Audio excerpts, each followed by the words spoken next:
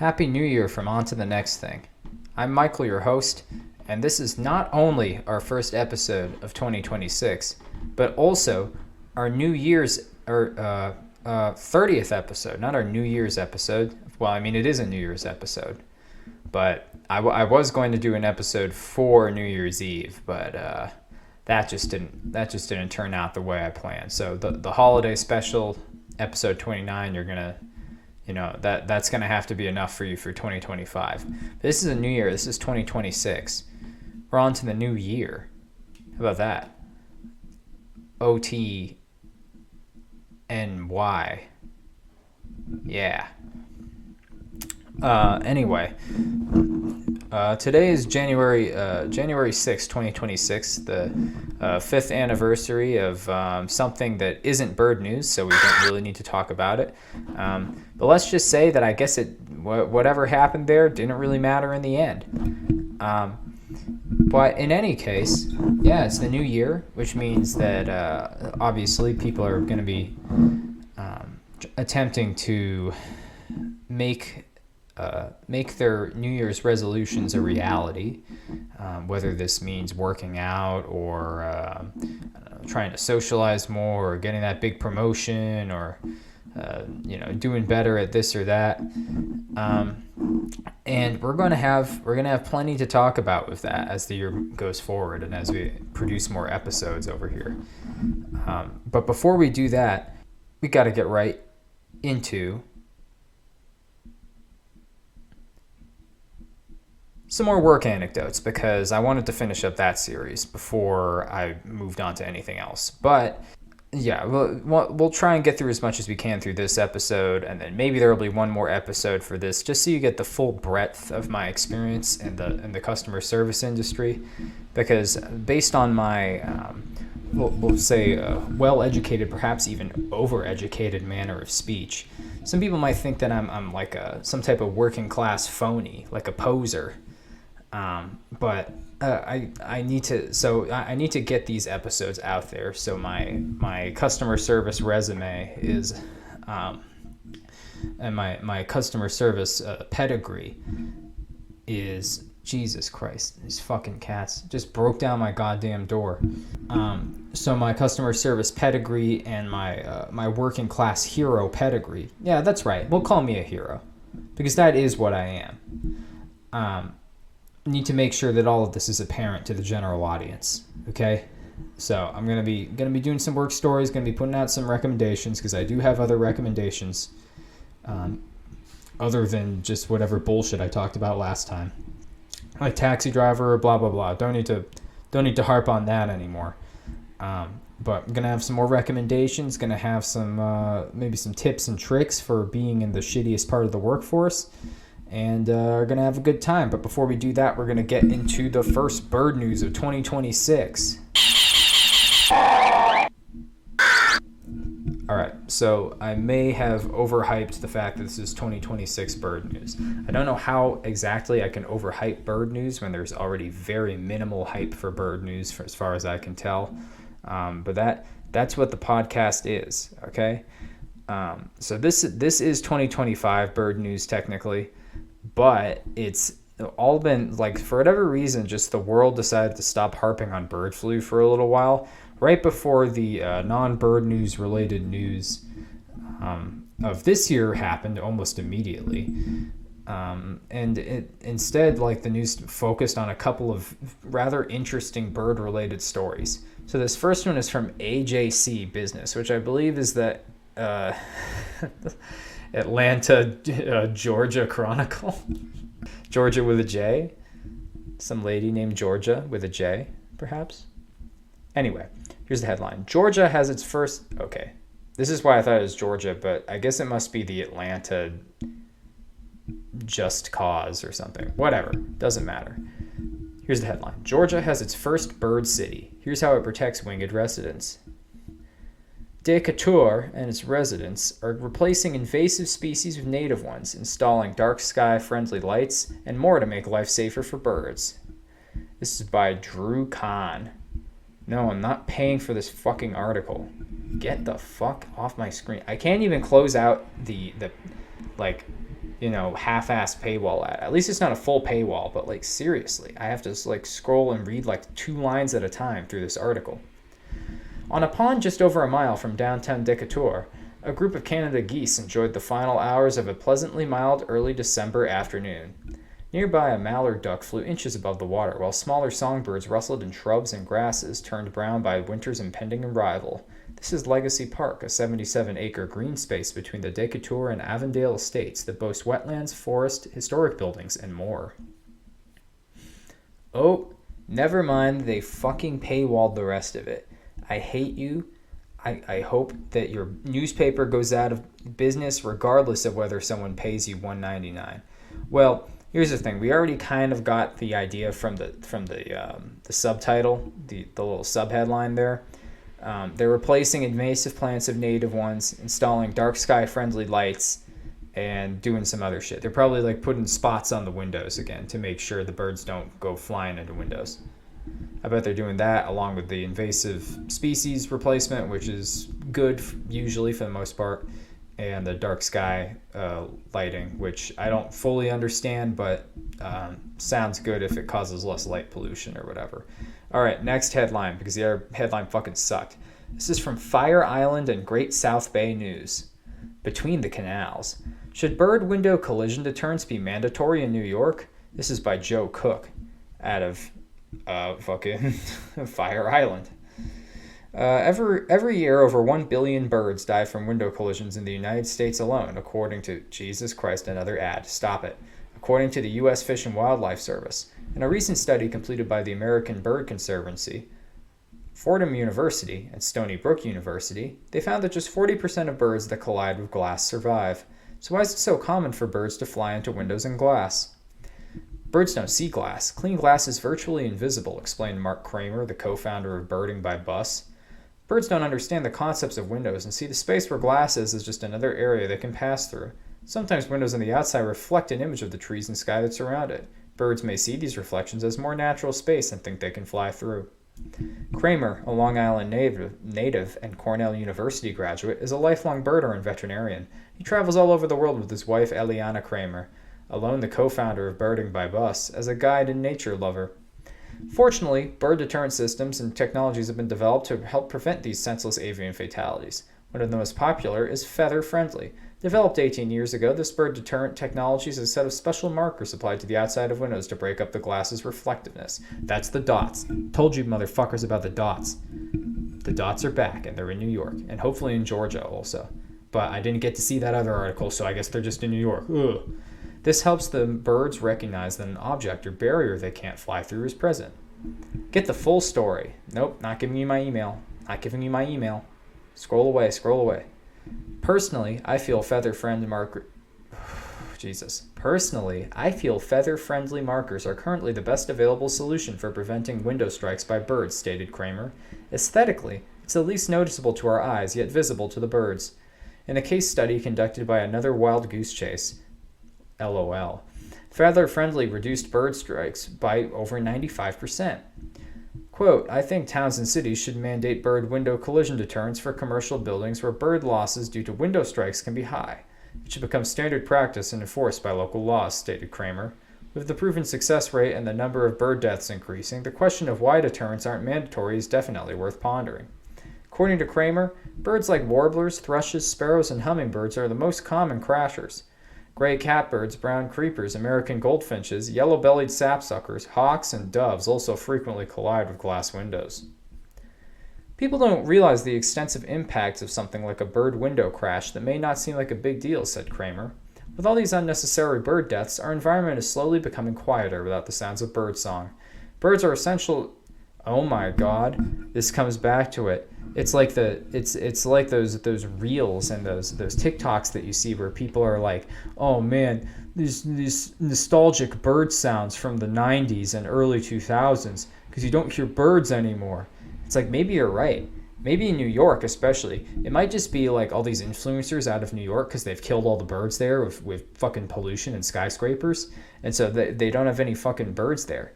Holy shit. I think I've cracked the code to those stupid fucking videos about people going like, oh man, the sound of a mourning dove is so nostalgic. It's like mourning doves. You go like anywhere outside of New York City, mourning doves are fucking everywhere. They're little fat birds, and they don't even get, the hawks don't even go after them because they're just so chunky. And I guess they also blend in with the trees too. So they're just like hanging out. Like, you know, the mourning dove sub. It's like the hoo, hoo, hoo. It sounds like weeping a little bit, which is why it's called a mourning dove. It's not because they're there in the morning. Every fucking bird is there in the morning. It's because they sound like they're grieving a loved one that flew into a skyscraper around 25 years ago.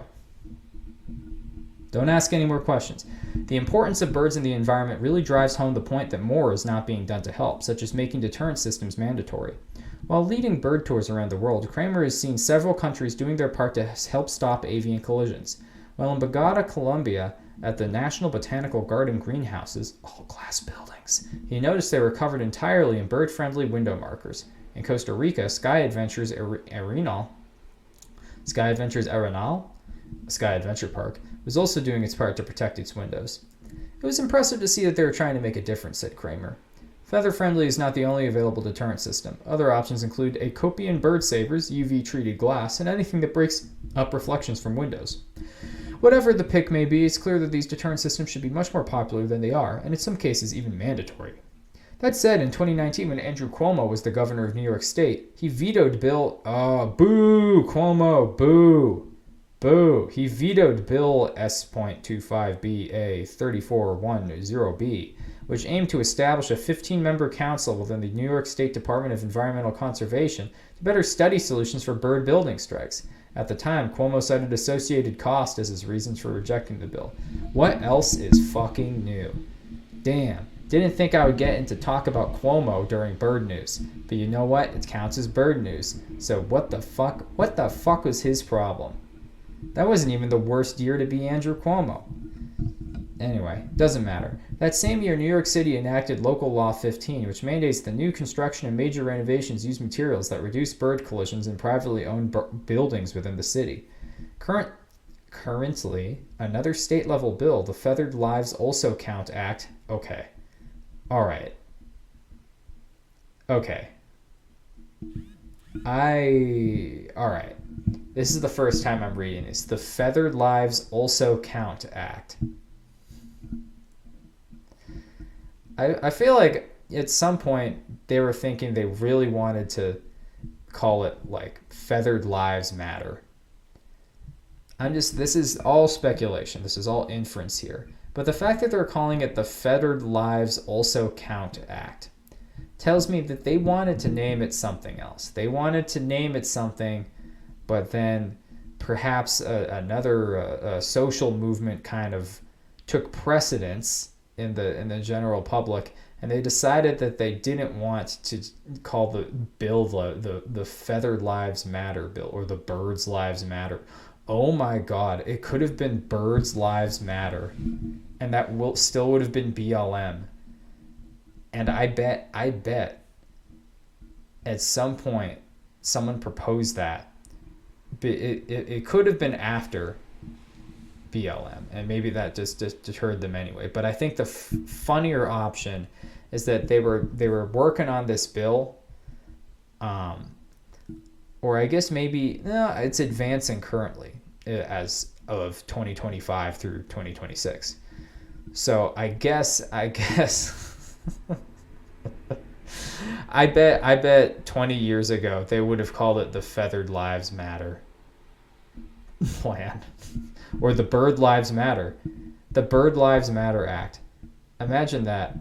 Let's say year 2025, or the year 2005, New York City put out the Bird Lives Matter Act. That would have really rolled off the tongue a lot better than the Feathered Lives Also Count Act. That's just funny. This is funny because you know that those guys are fuming that they couldn't put a better ring on the name, but whatever. All right, this has gone on too long. Oh, no, that's the end of it. It's advancing through the state legislature and will require bird-friendly designs for new or significantly altered state-owned buildings. And the last sentence in this article is a question. How will the governor respond when the bill reaches her desk? And that's That's a perfect way to end your article. End it with a fucking question. This level of genius here. I did have one more article. Let's see if I can look into it. Nope, never mind. That's Lost Massachusetts. Never mind. That's something else. Tree with, okay. That's me looking at other shit. China? What's in China? Oh, yes. BBC News, catching the hunters trapping rare songbirds in China. This is by Laura Bicker. Silva Gu's eyes dart back and forth across miles of tall grassland, scouring it for signs of life in the darkness. He speaks in less than a whisper as we try to find a spot to hide in the fields. Behind us, the vast metropolis of Beijing is yet to wake. As we wait, we hear only our own breath. And then, as the sky starts to lighten ahead of the sunrise, we hear footsteps. The poachers are here. Slim and stealthy, Silva heads out first. We eventually follow with our cameras. Slowly, we tread through a line of trees into a small clearing. We only spot the bird net when it is a few inches from our face. Each year, tens of thousands of birds are caught in nets across China for the pet trade or for meat. The pandemic and a property crisis have turned the economy sluggish, so catching and selling songbirds on the black market is now a low-cost and often low-risk way of making a large profit. A pretty songbird, such as the Siberian ruby-throat, can often sell for nearly 2,000 yuan, which is more than many farmers earn in a month. Quote, I want to protect them on this earth controlled by humans, Silva said. Birds for him are a passion. I often dream, and in my dreams I'm always flying. Well, that's pretty dope. Unfortunately, I think that this goes on for another 20 pages.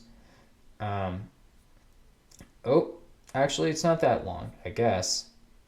I don't know. Let me just summarize it real quick.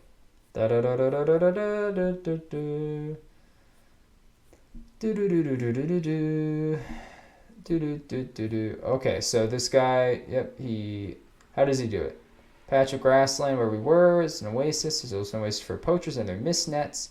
So the poachers use mist nets, which are like really thin nets to try and catch the birds so they can sell them for meat or pets or whatever. The meadow pipit. The poacher spotted us and started to run. From a small pouch in his hip, he threw around half a dozen small birds into the air before sprinting deeper into the shrubs. Oh my god. He threw out a bunch of birds out of his pocket as a distraction. Holy shit. I didn't realize I would be this invested in the Chinese bird black market. And like the guys who were basically like the whale wars guys, but for birds. Our cameras caught the moment he was stopped by Silva, whose years of experience have taught him how to detain poachers while he calls the police. He stops the poacher from leaving simply by continuing to block his path. At the beginning, I had no experience, and at that time I was quite afraid, he later says. But if you really want to do something, those fears will all be forgotten. The police arrived around 40 minutes later to arrest the poacher. Now, I will say, that's probably one of the better arguments for gun control that I've ever heard of. Because this guy can just be a vigilante, and he can just stop poachers by just standing in front of them. He's not going to get gunned down because this is China. If you have a gun, they're going to, burn you alive or something. I don't even know. I don't know what they do in China for illegal gun possession, but I'm sure it's long prison and it's not pleasant. So yeah, these poachers, and why would these poachers need guns anyway? They're just trying to get birds with nets. So yeah, fascinating situation. Silva, who's in his 30s, does this work for free using his own savings, giving up on many nights of sleep to set songbirds free, and he spent the last 10 years persuading the police in Beijing to take this crime seriously. Back in 2015, no one cared, he says. He recruited volunteers, held public meetings. Police discovered that catching poachers also led to tracking down other kinds of criminal activity. We found that our goals are partially aligned. Well, you know what? This is actually pretty cool. Booming economy. Pretty cool. Grasslands, urbanization. Yeah, urbanization hurt the birds. I decided to work in conservation. Not been an easy life. Investigated by Silva. Gathered up his accomplices. One of Beijing's biggest bird dealers found out that he was being investigated by Silva and retaliated. Quote, he gathered several of his accomplices who surrounded me and beat me up, Silva recalls. He says he went to the police, but those responsible were not brought to justice. Wow, this is insane. This guy's fighting against the bird mafia. I am glad that I am glad that the BBC is trying to find like interesting stories in other countries, Like, American news doesn't do shit like this. They don't do like elaborate little stories about people in other countries like this. So as much criticism as you have of the BBC, like, at least it's not the type of just like fucking like national focused bullshit that happens in most American news. I mean, I know BBC uses like different sources and things like that. It's part of like a different, press group and that sort of thing, but it's fun stuff. Anyway, I'm not gonna read the whole thing because it's kind of dense. But the headline is called "Catching the Hunters Trapping Rare Songbirds in China." Pretty cool stuff. All right, I need a second. I need to take a quick break. Hey, we're back. Okay, so yeah, I was exhausted. I was literally hardly able to complete a sentence last night. So finishing up the episode this night, and now with a Sprite to keep me going. Delicious, non-sponsored Sprite. Sprite used to actually be my favorite soda when I was a kid, mostly because I didn't drink a lot of soda when I was a kid, but I've always really liked citrus shit, and so it's like it takes me back to when the very few times when I would get soda, I was allowed to have Sprite because it didn't have caffeine in it, and I don't know, they were thinking caffeine was gonna I don't even know, give me a fucking 8-year-old heart attack, schizophrenia. I don't know what the fuck my parents thought that caffeine was going to do to me. But anyway, that's besides the point. Before I get into any more anecdotes of the past, I'd like to get through some of the recommendations that I have for the past, let's say, a couple weeks. So, I mean, I binge watched, what did I binge watch? Oh, yeah, binged The Sopranos, finished up The Sopranos. And that's a dark show. That is not a lighthearted show. I was hoping that there would be some sort of a little bit more of a resolution, so to speak, but no, it's just brutal. It's brutal, and it's like physically brutal and psychologically brutal. It's just like, yeah, life goes on, and if you don't have like a moral compass or any like kind of more deeper meaning to your life, then it can just be a fucking slog, especially if you're a piece of shit who does bad things for your own gain. So yeah, it was definitely a brutal show. The ending was different. I thought I had the ending spoiled for me a while back. Turns out I did not. So I'm not going to spoil it here because I think people should watch the show. It's definitely like it's got a lot of shock entertainment value, but it's also kind of a thinker too. So it'll make you think about a lot of shit and, look into like analyzing the characters and things like that. But yeah, I originally thought that somewhere I thought that Tony Soprano at the end of the show just gets shot down by like some forgotten enemy from like earlier in the season, like the Colombians or something like that. The Colombians or the Russians or somebody. And I thought that it was supposed to be kind of like, yeah, going with the theme of like, oh yeah, death can happen at any time, like it doesn't have to be a rhyme or reason for it. Like I thought it was going to be like a misdirect where you thought he was going to get killed by some guys and then he just gets killed by a different group of criminals, which I think also would have kind of went with the show's theme, but not quite as interesting and thought-provoking as the ending actually was, which I won't get into. But yeah, definitely recommend the show. Hopefully this will be the last time I'm talking about it because psychologically brutal, and the episodes are pretty long, and so it's like it can be quite a task to get through it in a short amount of time.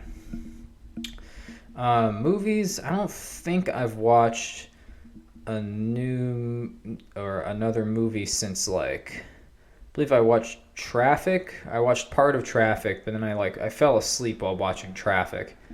And actually, yeah, I cannot recall the next movie that I watched. I think maybe it was Species. Yeah, oh my god, I watched fucking Species. Species has oh shit. It doesn't have a lot of... Oh, it had Alfred Molina's in it. A young Alfred Molina. He was already kind of chunky in the mid-90s, but not as chunky as he was by Spider-Man 2. Like, he did a lot of aging between 1995 and 2002, like an exceptional amount of aging. And then, oh, fuck. God damn it. I keep forgetting this guy's name every single time. It's so annoying. Let me look it up. Ben Kingsley. Right. Ben Kingsley is, yeah.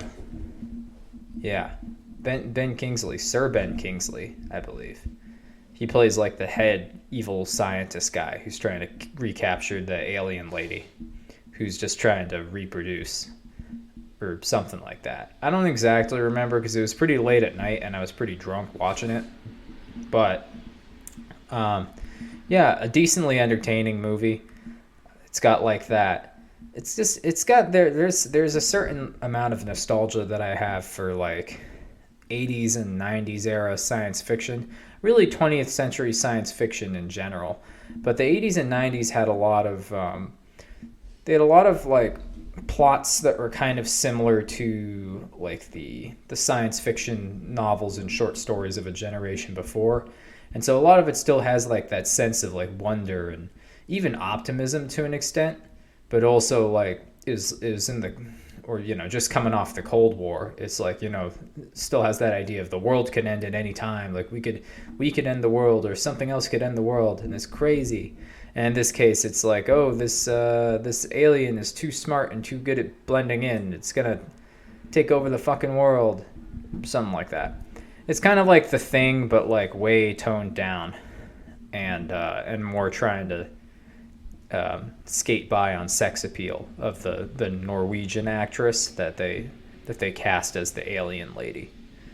So it's it's one of those movies. It's not some it's not some great work of art, but it's it's fun. It's got Forrest Whitaker in it too, as an empath, which is very funny to see Forrest Whitaker, specifically to see Forrest Whitaker, this big guy, be like, "Oh my God, I know what she feels," and just like sounding so and being so earnest with the role.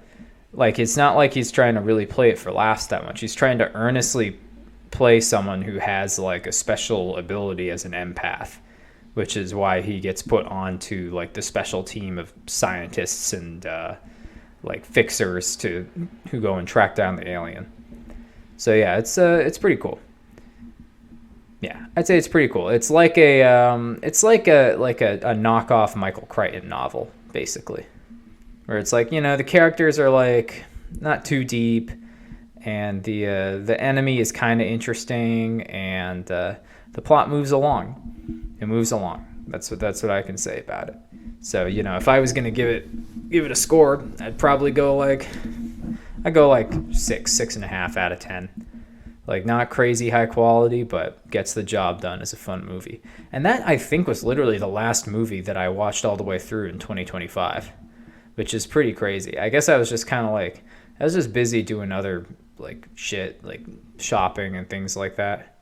Oh, and then I ended up watching Elf for like the 4th time. So that was actually the last movie that I watched from 2025. And yeah, I mean, it's you know, it's fun. It's Will Ferrell as a man raised by North Pole elves. Everyone's seen it. Like, everyone in America has probably seen it at least once or part of it. So yeah, I mean, you probably know how it goes. But, you know, he's just a very large man dressed as a little elf, trying to find his dad. And speaking of trying to find their dad, it seems like cats are trying to break their way into this studio here. And there's something snorting outside as well, making little snorting noises. So I guess maybe I'll find out what that is, and, you know, what it's all about. And oh my God. But yeah, Elf. Will Ferrell's good in it. Robert Duvall's in it. Robert Duvall's in it, which is pretty crazy. Oh no, not Robert Duvall. Who the fuck am I thinking of? Who am I thinking of? God damn it. Elf, 2003. Oh, Zooey Deschanel's in it. I almost forgot about that. She plays like a more serious character than she plays like a moody like almost like alt goth woman who just happens to be like working in as a mall elf as an adult. James Caan James Caan.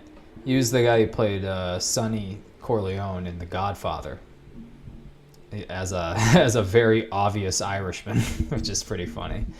But hey, what are you gonna do? You know, what are you gonna do? Sometimes you just need to have an Irish guy as an Italian guy, and you just work that in your movie. Yeah, Elf's pretty good. Everyone's seen Elf. If you haven't, go watch it around the holidays. It's always showing somewhere, and yeah, do that. As far as music, what do I have for music? I've been listening to a lot of different types of music lately. I've been listening to some jazz. I just nowadays, because I've been listening to so many different types of music, I've just been kind of going through my downloads here and just seeing what I have downloaded. Because every week I try and check out like the Discover Weekly thing on Spotify, and it tends to just show me this kind of the same genre of music with a few others sprinkled in. Like, it's showing me a lot of shoegaze and like math rock because it thinks I'm like a sad boy who just wants more of that shit. And that's kind of true because I do download a lot of that shit, but like it's not the only stuff I listen to. And then maybe it'll throw in like a hardcore punk band in there, and then it'll usually throw in one or two like old 60s and 70s bands that are playing like yacht rock or like surf rock or folk rock, like Neil Young, or like, I don't know. There was one that was like a band made by one of the guys from Fleetwood Mac, and it was like a band he put together for like a year. But yeah, like it's still pretty good music. Let me say, what are we looking at here? Looking at recently I downloaded some stuff. Lil Baby, he's one of my favorite so-called mumble rappers, which I think is kind of being seen as like a culturally insensitive term now, because it's kind of just like, it's, you know, it's not like mumble rappers can't talk. It's more like they're just kind of speaking with a specific flow using ebonics that kind of runs one word into the next word, and so to the untrained ear it sounds like mumbling, and therefore called mumble rap. But also there's some people who just call all rap mumble rap, except for Eminem, or like people who over enunciate their words, and that's just called being not actually all that into hip hop. So it's just a little lesson for you in music. Who do I have here? He's the Mexican OT, because he had a song featuring Denzel Curry that showed up on like a recommended. Samara Cyn or Samara Cyn. It's Samara and then Cyn. And she was pretty good. I listened to her song "What Will They Say." She's like an older Gen Z artist. She's 27, and she's only put out like one or like a couple EPs, and then like maybe one full album. But from what I've seen, she's very into kind of like the classic R&B and mixed with like some modern themes in her lyrics, and like kind of more modern flow, like kind of a progressive flow where it's like kind of pretty complex rhythm and verbiage and things like that. Different rhyme schemes, that sort of thing. So it's pretty cool. Might listen to more of her, even though I'm not normally one to listen to. I don't listen to a ton of female rappers, mostly just because I don't like a lot of the more, the 2 or 3 popular ones, other than Megan Thee Stallion. Megan Thee Stallion's usually a lot of fun to listen to. Cardi B's kind of fallen off. Nicki Minaj is just a creature at this point, so I've never really been all that interested in her music. But yeah, definitely someone to look out for. Samara Cyn. Samara, Samara Cyn. Yeah, I already mentioned Lil Baby. There's a math rock, kind of like a math rock psychedelic band called Floral that's pretty good. The Jeremy Spencer band was when I was talking about the 70s band that was just Jeremy Spencer is like the keyboardist from Fleetwood Mac, and then he went off on a solo career, and he made something called the Jeremy Spencer Band that put out one album and then broke up.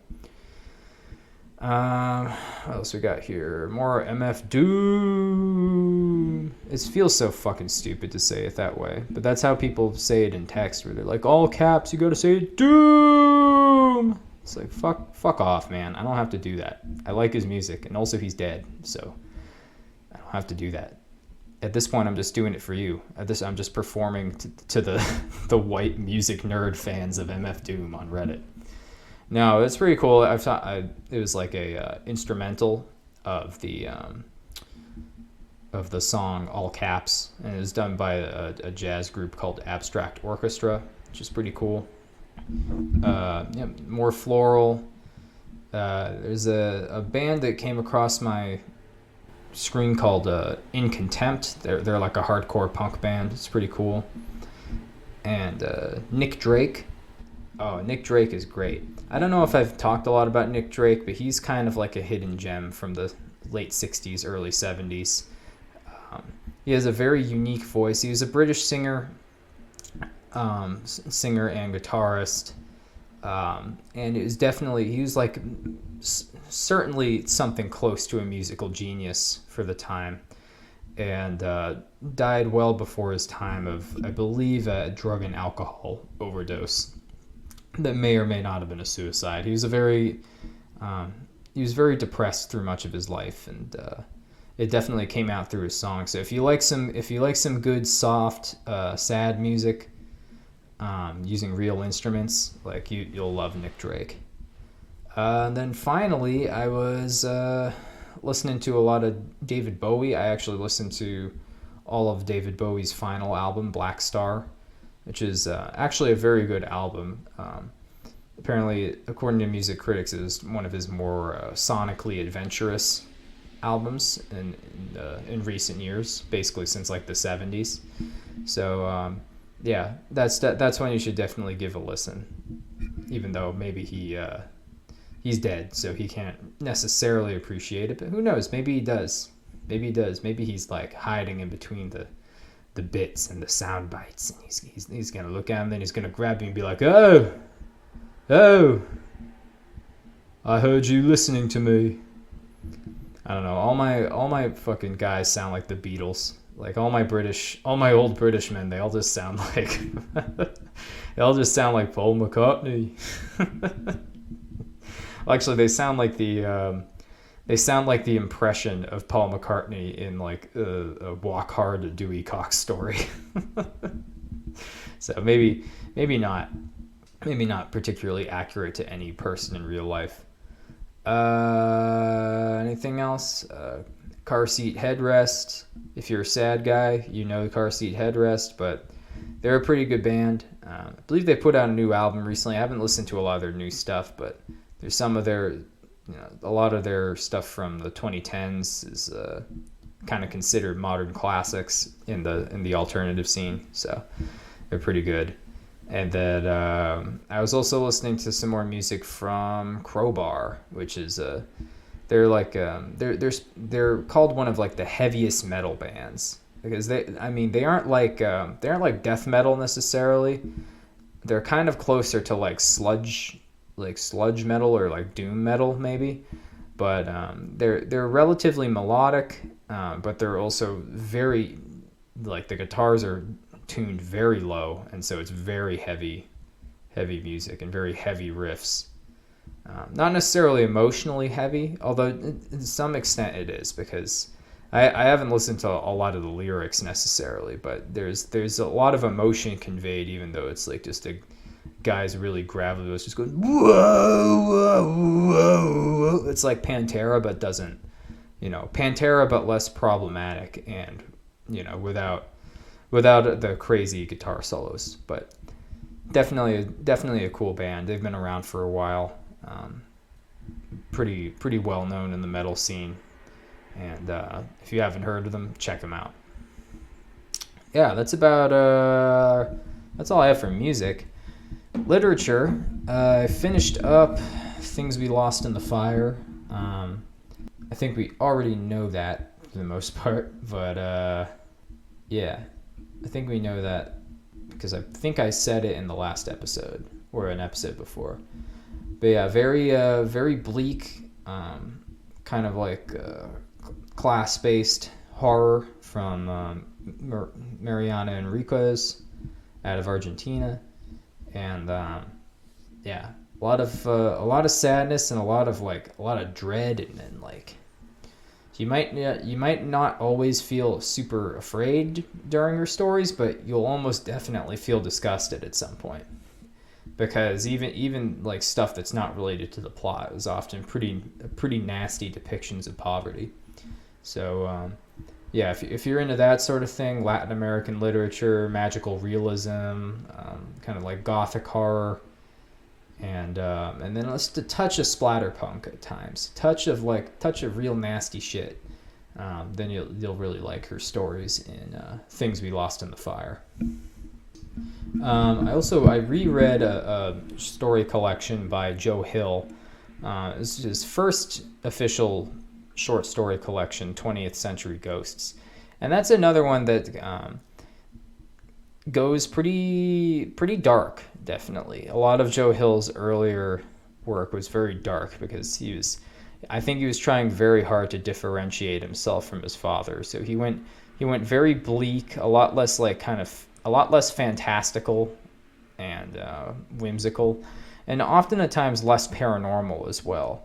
More often the horror is in just kind of like the grief of losing someone, or like, kind of having literally just like having a failing life, and then having one bad break that can really just fuck things over for you.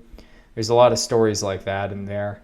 And then there's enough supernatural stuff to keep the ghost story people interested.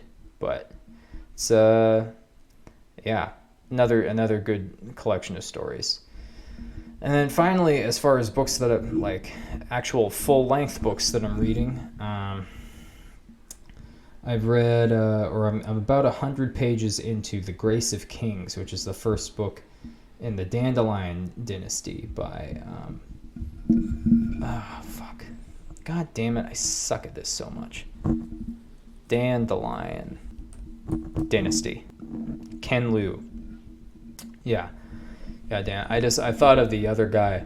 His name is like Cixin Liu, who wrote The Three Body Problem, but that's a different guy. I believe Ken Liu actually translated some of the first English editions of The Three Body Problem.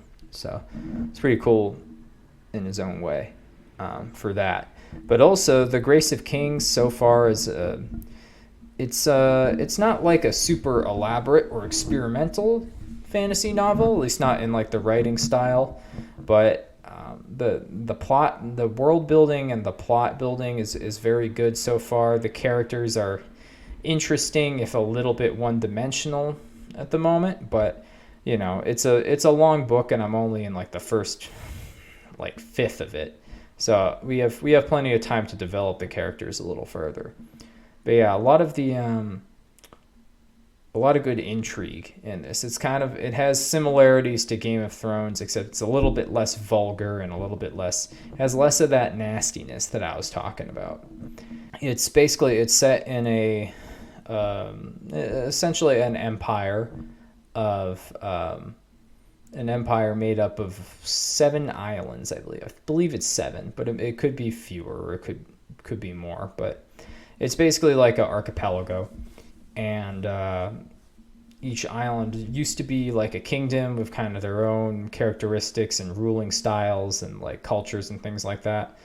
But then they get a short while before the book began, or I guess a long while, probably like decades before like the beginning of the book, they all get assimilated into the Zena Empire, because the people of Zena discover a specific type of gas that only comes out of the volcano on their island, and they use it to build these airships that conquer everybody. And yeah, pretty cool concept. And yeah, I'm really just kind of right in the beginning of the intrigue stuff, because as the older emperor, who originally conquered all the islands, he kind of like fades out of the picture, and like there's the question of succession, and he has a lot of scheming advisors, and but then in the meantime, there's also kind of the story of this thief con man who's like, he's like pretty smart, and I think he kind of slowly works his way into like the political system. And then there's also the hidden son of one of the lords who was executed during the conquering of his kingdom, and so he plans to come back and lead an army to take back his land and stuff like that. Kind of some classic fantasy stuff. I think a lot of kind of similar to some of Brandon Sanderson's work, although I think I might just be mixing it up with the Way of Kings. Never mind. Don't fucking quote me on that shit, all right? Don't quote me on that shit. I haven't read Brandon Sanderson's yet. He's got too many damn books. I don't know where to start. I'd like to see if he can finish if he can finish A Song of Ice and Fire for George R.R. Martin.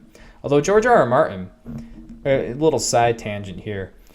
George R.R. Martin, I have no faith that he'll be finishing The Winds of Winter, which is one of my favorite fantasy series of all time.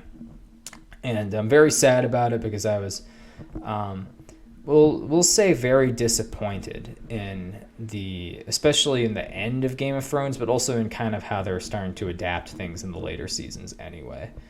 But yeah, I was fucking furious, to be honest. I was like, it almost ended my relationship at the time, because I was just so fucking mad about it, and other people seemed kind of happy about it, and not as many people could understand why I was so fucking mad about the ending.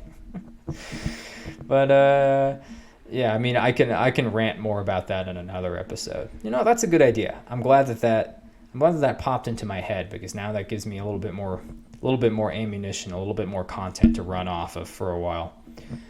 Before I have to get real serious. But yeah, George R.R. Martin, he's known for being really fat and really old. But then I saw him in like a promo for the new Night of the Seven Kingdoms TV series that's coming out, based on the Night of the Seven Kingdoms series of novellas that George R.R. Martin also hasn't fucking finished. I bet that'll also be a flop if he doesn't fucking finish it, George. But no, I saw him in this, and he must be on that fucking Zepbound, or on that Ozempic, or on the Wegovy or some shit like that, because he's lost like fucking 60 pounds. He looks like a totally new guy. Yeah, he legitimately looks a lot better. And listen, I'm not going to. I will say allegedly taken Wegovy or one of those GLP-1 fucking fat burner, possibly cancer-causing drugs, but you know what? I would say it's either that, or maybe he's just took time off from writing to become a fucking fitness guy. Who knows? That would be pretty crazy. I'd say more likely that he just took the damn Ozempic and then was probably exercising a little more, but who's to say? Once again, I'm not a gossip columnist or anything, even though I'd like to be. And perhaps that's the way this show will go, but that's only if I run out of content. Then I'll have to parasitize content off of actual celebrities. No, but yeah, just a side tangent. George R.R. Martin looking good. Maybe lifespan goes a little longer. Maybe he can finish that fucking series. That would be pretty sweet. That would legitimately turn this fucking god awful decade around. If someone can actually fucking commit to some type of goal in the greater cultural sense, and just fucking finish something that the people want, Yeah, that would be pretty awesome. But regardless, yeah, haven't read a lot of Brandon Sanderson, and I think I'm just mixing up The Way of Kings versus The Grace of Kings. But either way, no matter what the fuck I was talking about there, The Grace of Kings is pretty good so far, and reach out and let me know if you've fucking heard it or not. Heard it? If you've read it, yeah. Maybe I'll have some other people. I need to do like a book discussion thing for this podcast. There needs to be like book discussion, maybe like separate episodes will be a book discussion, because not everyone wants to listen to me talk about books. And then the people who would get pissed off if I'm talking about books for too long, they can just watch the regular episodes, and then I'll have my fucking book talk episodes or whatever the fuck. Although, God forbid I actually have to talk to one of those fucking book talk freaks. Just reading and reviewing smut and just pretending, using like literary terms to describe the smut. And just a fucking nightmare. Yeah, that pretty much wraps up recommendations. Yeah, I mean, I guess I recommend Sprite, I suppose, except it's soda, so I can't really recommend soda. It's just so bad for you, but it tastes so fucking good.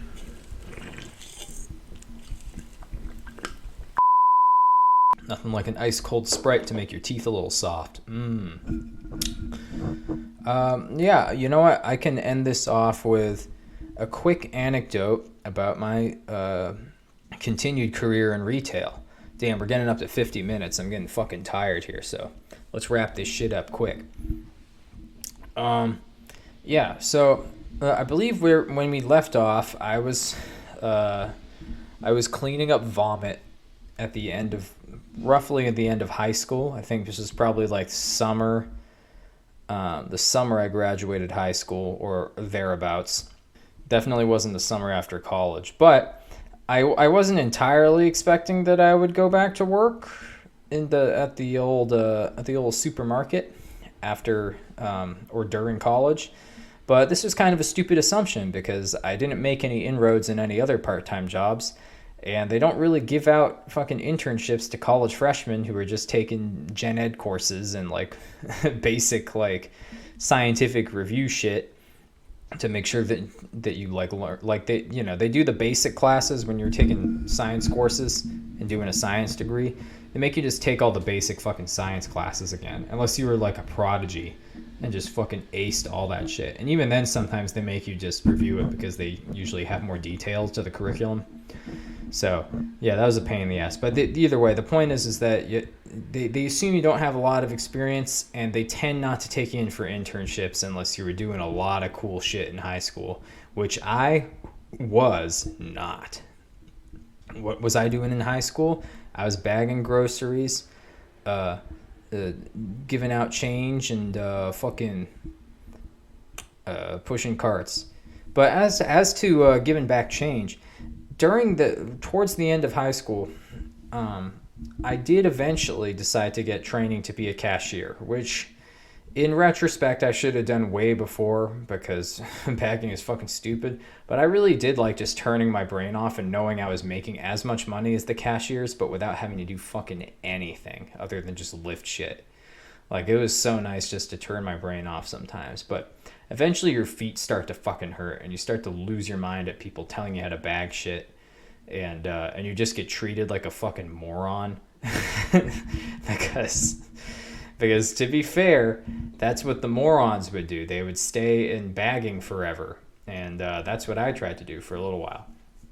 But eventually I decided to be a cashier because they needed cashiers. They needed people who can fucking do math and like give back change. Because our machines were so old that we still had to like count back change. Actually, I mean, yeah, we had like change counting things.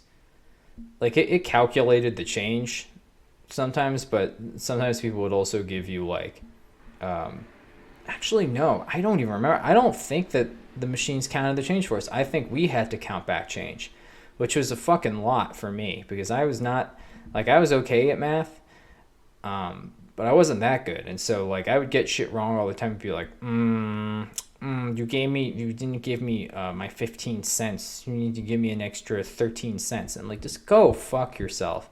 You're like shopping.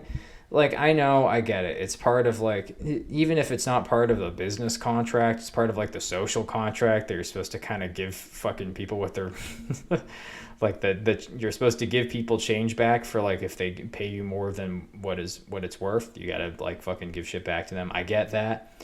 But like, seriously, what the fuck? Are you really gonna make us stink about 13 cents? You're just gonna throw it in the fucking take a penny jar anyway. But I digress.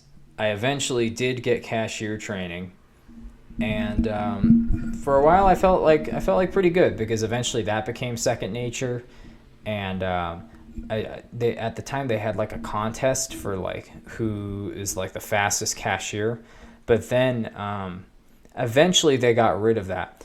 And here's the process for how they got rid of that.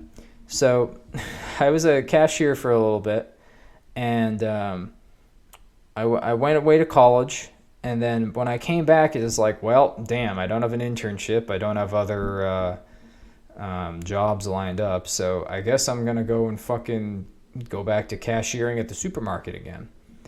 And I did that, and I was, just kind of doing my thing. Sometimes I was cashiering, sometimes I was bagging, sometimes I was getting carts if it was fucking rush cart time. They needed their big strong boy out there. That was me.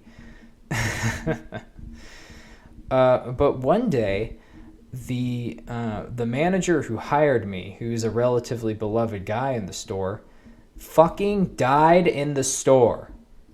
Apparently, and this is all alleged. I don't know this exactly, but this is how I heard it.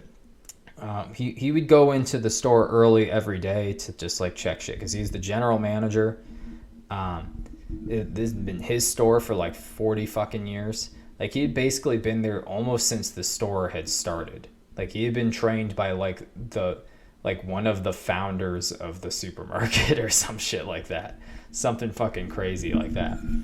And he literally he was like moving some shit around or like putting something in the trash compactor, and he literally just had a heart attack and keeled over, and there was no one else around, which is extremely sad and disturbing, and also makes me ask questions like, hey, isn't that why we have fucking safety protocols and buddy systems anyway?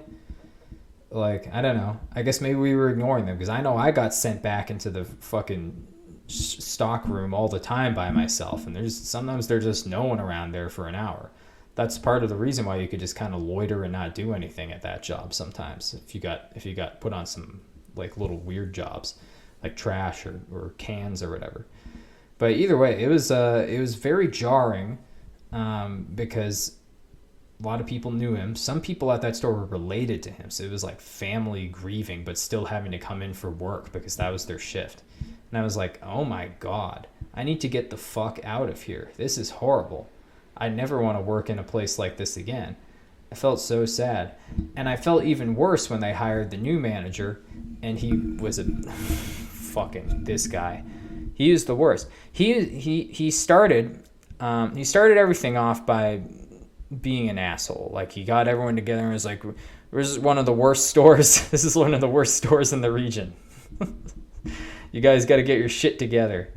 And then he got rid of the little fun contest board for like being the fastest cashier, which is like scans per minute or whatever.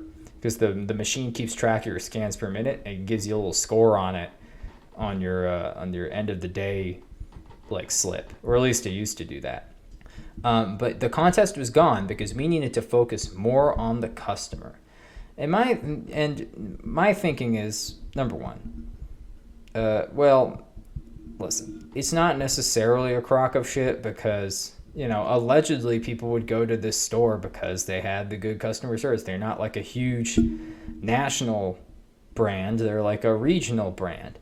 And so people really like that for the customer service. And it's, it's cool. So I guess if it seemed like we weren't doing as much of the customer service as the other places, then we needed to pick up the slack on that. But like, what is not getting the groceries through fast have to do with that?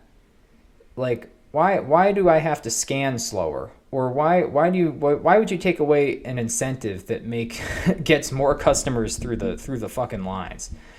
Is it because, if we were like shattering cans all the fucking time, then sure. But you know what? The cashiers are going to go fucking fast anyway towards the end of their shift because the job fucking sucks and they don't want to do it. And so they're going to try and get the work done as quick as possible. So you're already going to have that. Why would you take away the only source of fun? Because you want us to talk to the customer more? Get the fuck out of here. You slick back haired motherfucker. This guy looks like Phil Leotardo from The Sopranos. I knew that I recognized Phil Leotardo somewhere. He was my fucking manager. He's my fucking manager in this fucking store that I spent 5 years of my on and off life in. Like, goddamn, that guy, man, yeah, that guy he was ruthless. He was just constantly watching the cameras. He would never do work in the store. He would never go back and tidy things up in the stock room and then have a heart attack alone in the stock room. He was up in the fucking watchtower at all times. There's not a watchtower, but he was in the camera room at all times, just watching to make sure we weren't like chatting too much or fucking fidgeting or sitting down or drinking too much water or some shit like that. Like, it just turned into a complete and total shit show. And so probably by the time I was basically by the time I was 19, I was completely soured on the entire thing.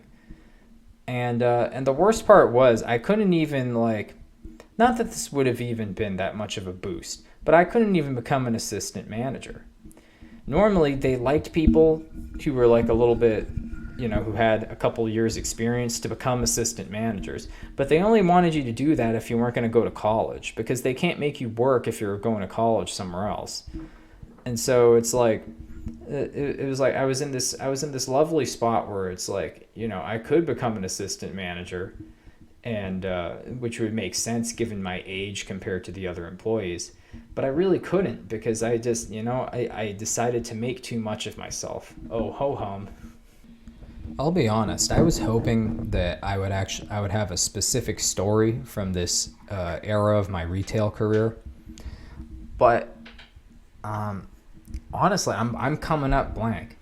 Like, really, after, like, once I hit age 18 or so and had a couple years in there, a number of issues popped up. First of all, I became kind of older than the median age of employees working there, which sucked because I started not really being able or wanting to relate to the other employees there, which brought down like the kind of the fun social factor of working in like a low level retail place by a lot.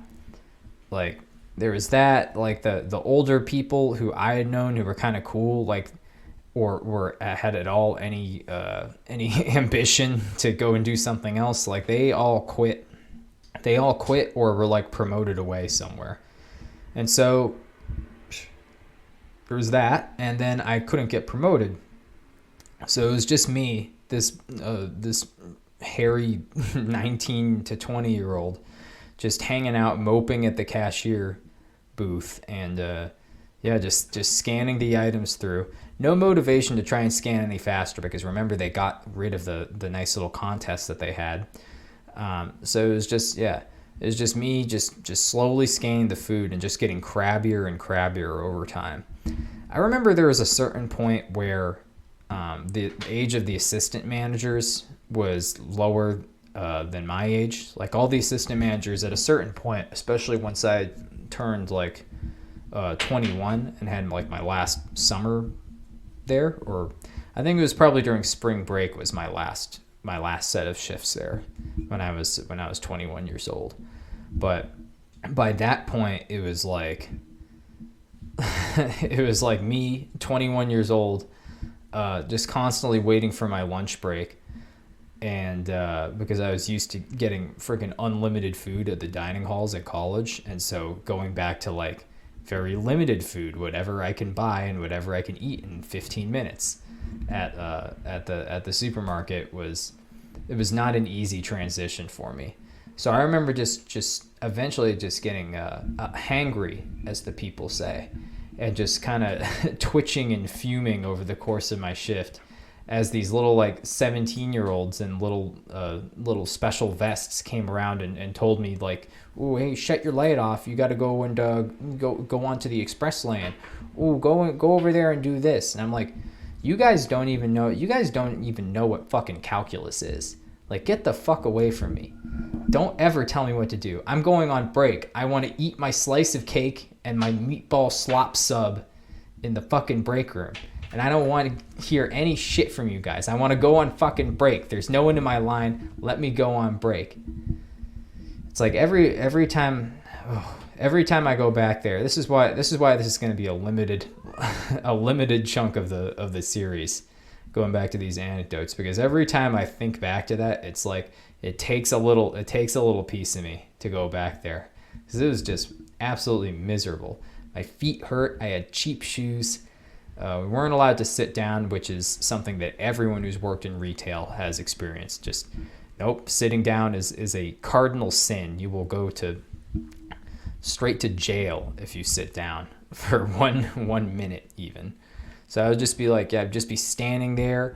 I used to, my favorite fidget in the cashier station was to take expired or used gift cards, and I would flatten them between my fingers, or I would fold them in my fingers and just bend them back and forth until the chemical bonds became weak enough where I could break the plastic.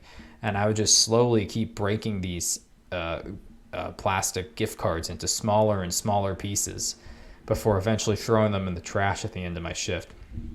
And I swear that was the only thing that would keep me sane, because literally it was like they would get upset at me for drumming and fidgeting. They would get upset if I asked to go on break too much because I was just fucking hungry.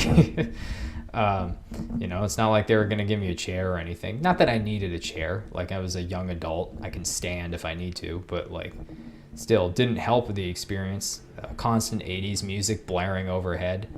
You know the drill of these stores. They play music from about a generation to 2 generations before like the generation of their youngest employees. So it was brutal, just brutal stuff. Not as brutal as pushing shopping carts in the summer, or like, doing construction work, I guess. Although I assume maybe you meet cooler people in construction, but I don't know. It could have been worse, is what I'm saying. I do have some humility. I know that things could have been a hell of a lot worse, but I'd say that my experience in retail was pretty comprehensive as far as the level of suffering that other young people have seen in similar roles.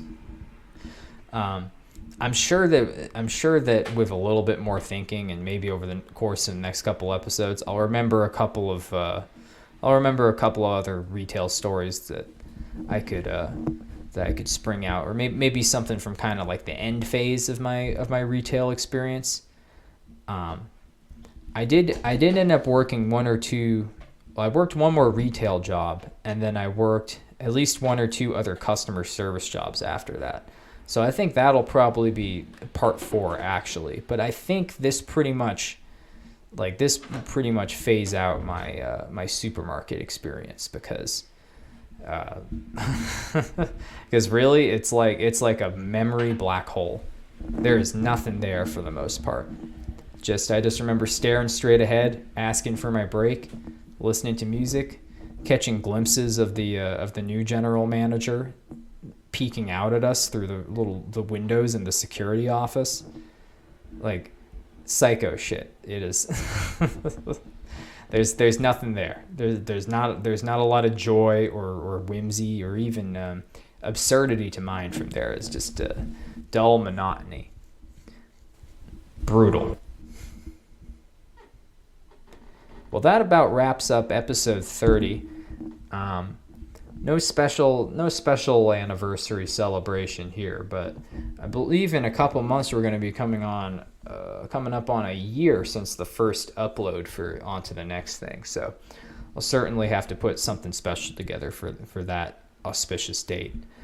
But yeah, once again, onwards and forwards, we're on to the next thing. So we're constantly trying to improve. We're constantly trying to advance, and these episodes, they're going to become more interesting and more elaborate. I'm going to probably put out some supplemental stuff, perhaps a best of compilation of clips from last year.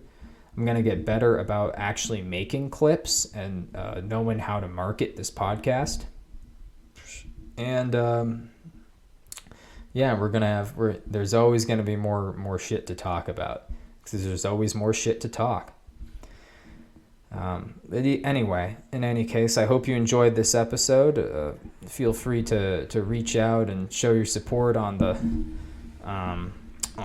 Instagram and on Blue Sky and Mastodon and on the YouTube page itself. Feel free to reach out on any of those, or the email, which is otntpodcast@gmail.com.